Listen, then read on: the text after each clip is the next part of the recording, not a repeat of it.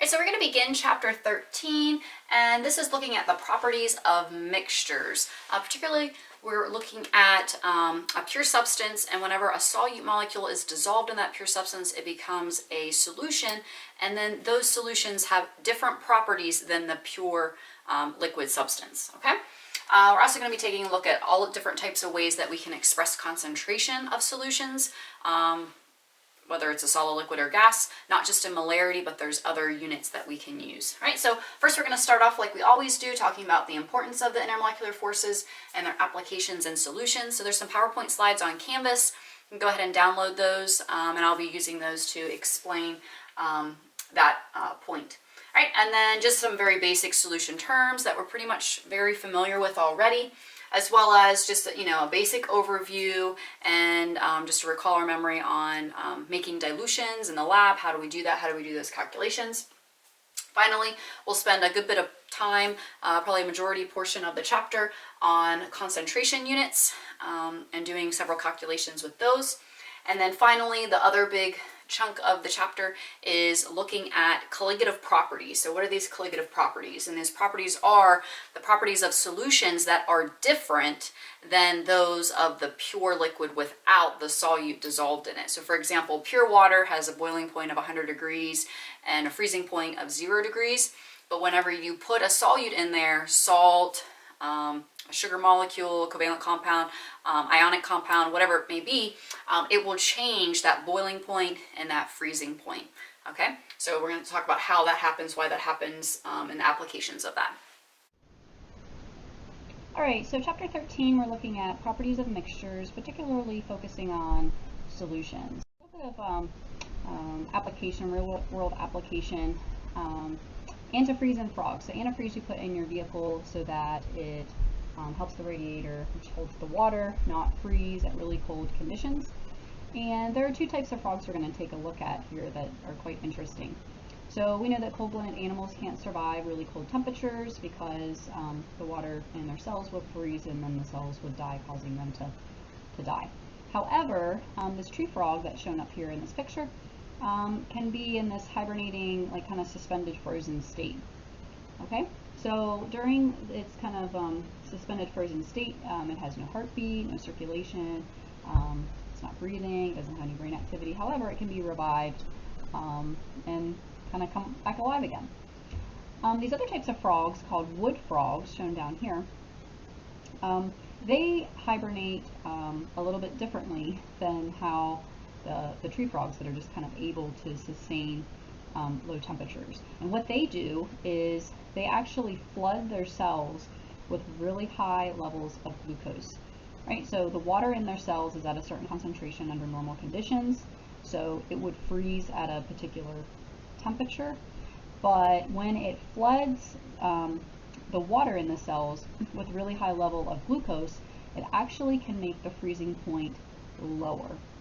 And so it's able to survive really, really low temperatures, right? Because it can, the cells will not freeze at lower temperatures, and it will be able to survive.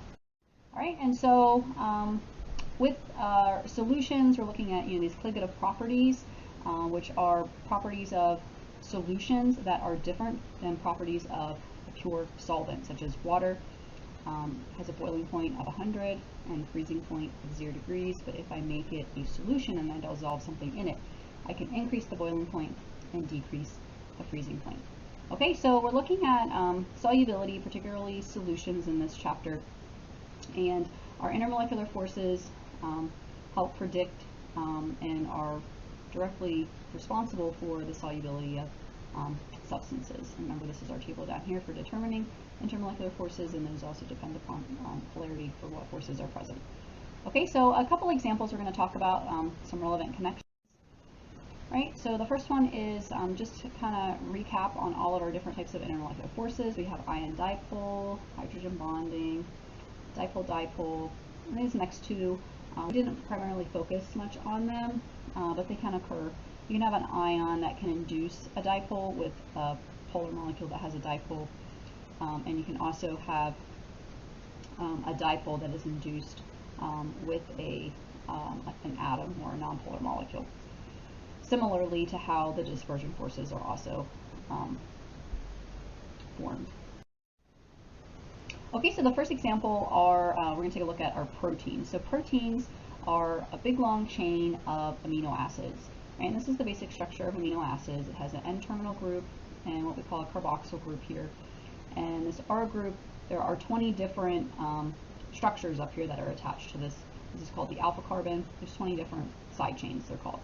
And each side chain has a different polarity. It's either classified in a polar group or a nonpolar group.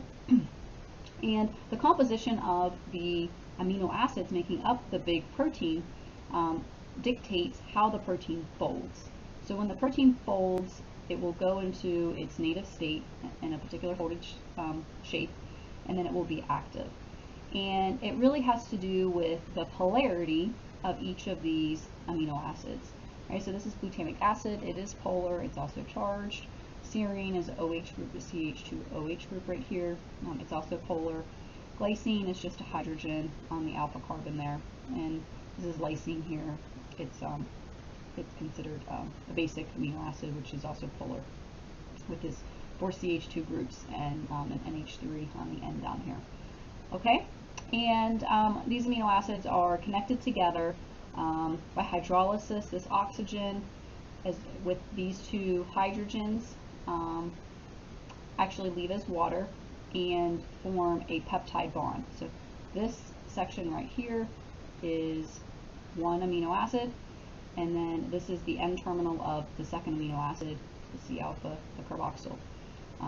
The second peptide bond is right here, and again this would be the third amino acid, and C-alpha, C-double bond L, and so forth.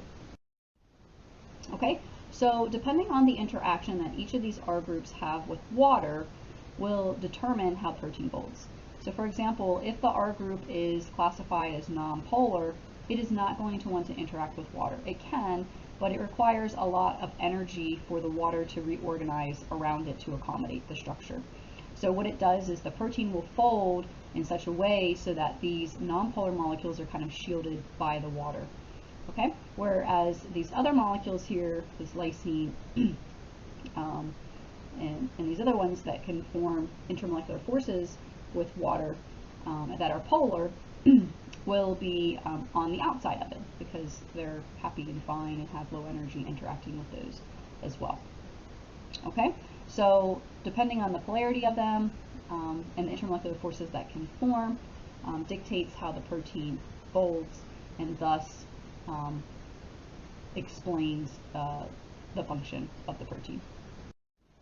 Proteins that have nonpolar region primarily, they will be embedded in the nonpolar phospholipid layer, right? Because they want to be excluded. Whereas the portion of the protein that is very polar will be exposed outside of the cell. Okay? Right, DNA also has intermolecular forces. So DNA is a double helix. There are two strands of DNA. So complementary strand, in this case guanine, okay, is going to pair up with cytosine. And these two pair up particularly because they can orient in such a way like this, and they actually have 3 hydrogen bonds. A and T, adenine and thymine, they actually form 2 hydrogen bonds between them. Okay, so we have hydrogen bonding, intermolecular force that's holding the 2 strands of DNA together, as well as the phosphate groups on the outside of the DNA. They have a charge, and they're going to form ion dipole forces with water molecules surrounding it. Also on the interior part, those are not really an intermolecular force, but there's lots of carbons and hydrogens in here, and so they're considered, nonpolar interior with a polar exterior. Okay, so that kind of summarizes our.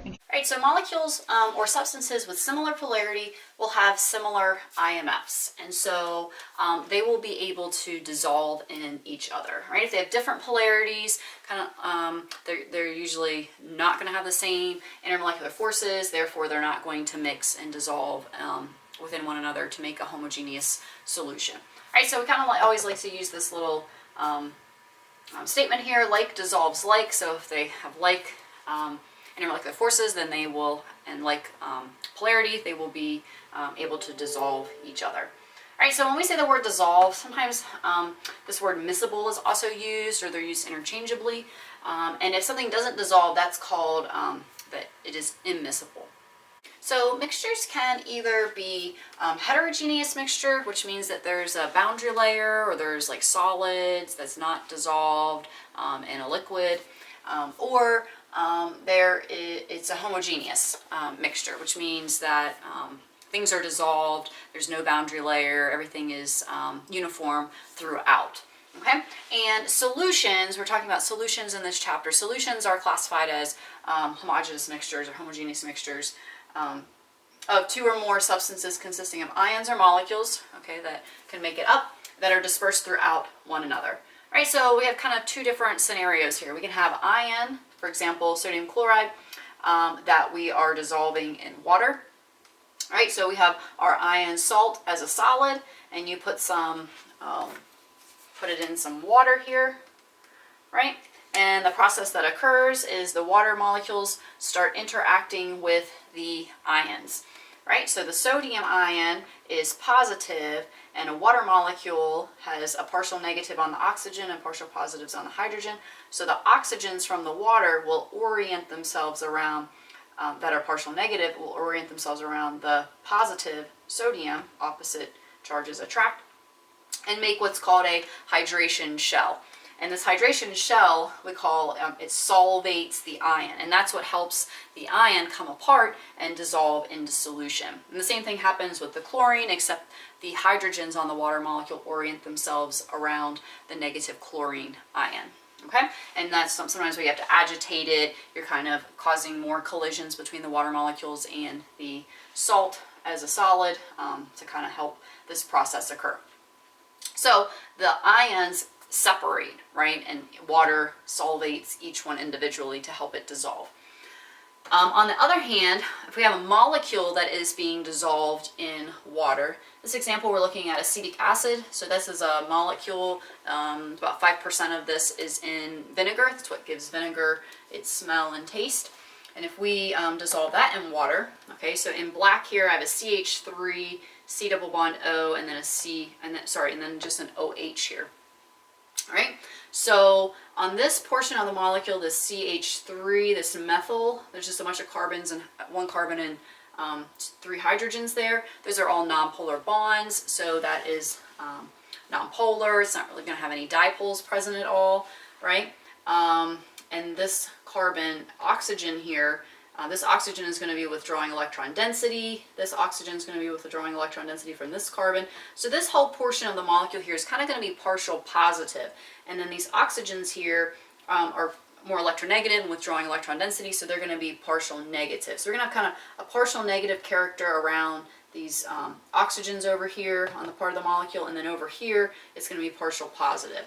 So what we would have is, on this side where it's partial negative, the hydrogens from the water molecules would kind of be orienting themselves around to help this dissolve in solution. And over here, we have the partial positive, so the oxygen partial negative charge would be oppositely attracted and interacting with this portion over here.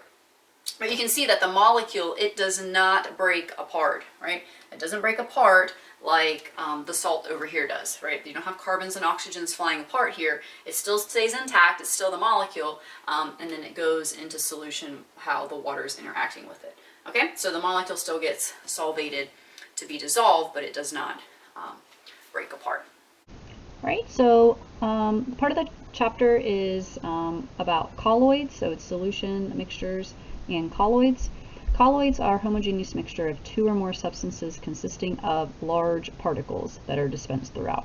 So a couple examples of colloids are fog, mayonnaise, butter, paint, right? So they're not, they're homogeneous in that they're dispensed throughout, but they're not like clear like solution like the solvent being water.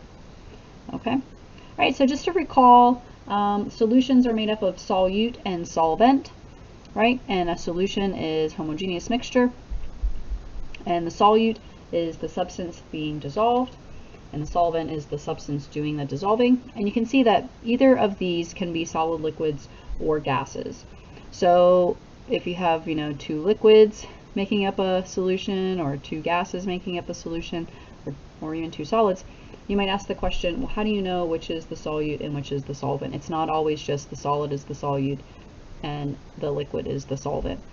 Most cases it is for that example, but there are two basic rules that we can use to help us distinguish between what's the solute and the solvent. So when we do our calculations with the other different types of units that we're going to look at, not just molarity, but other ways we can express concentration, we always have to first determine which substance is the solute and which substance is the solvent, because the numerator and denominator on those concentration units is strictly dependent upon that.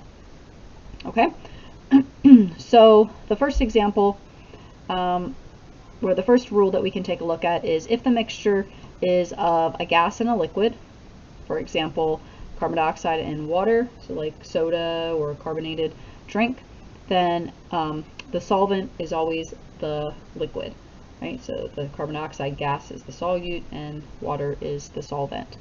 Okay, and also in the example that we are most familiar with in the lab, where we have a solid in a liquid, it always is the case that the solvent is the liquid. So in that example, that's always the case.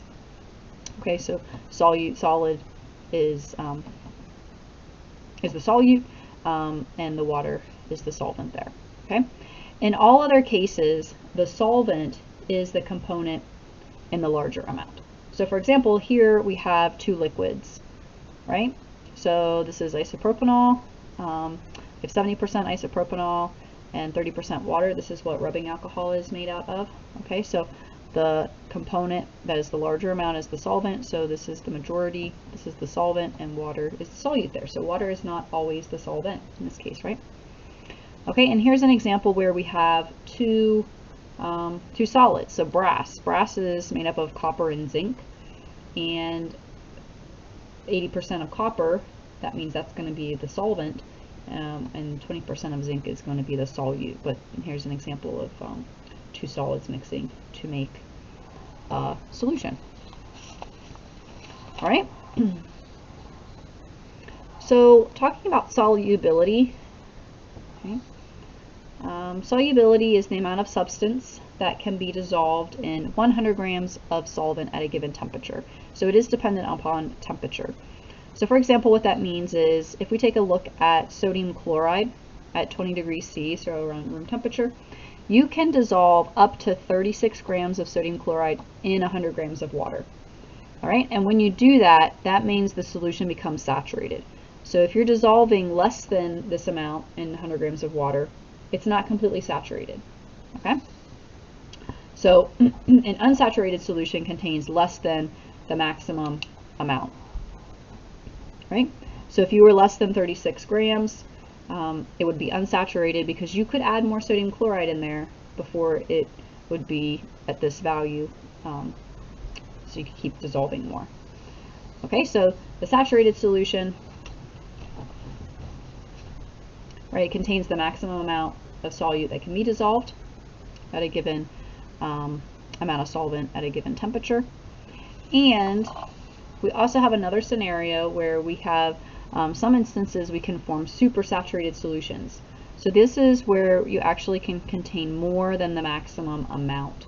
So you could dissolve more than 36 grams of sodium chloride in 100 grams of water. And you might ask the question, well, how can that be? Because over here, saturated solution says this is the maximum amount. Well, in some substances, for example, sodium acetate is the primary example.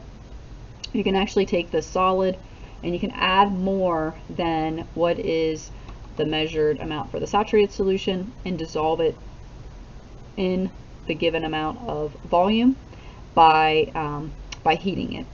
So you heat it to increase the solubility of the substance, and then you very gently and carefully let it cool. And then that substance can be it's very unstable. So if you put one little crystal into that solution, the whole entire solution will crystallize. So if you go to YouTube and you search supersaturated solution of sodium acetate, you can watch some really, really cool videos of a supersaturated solution of an example of that.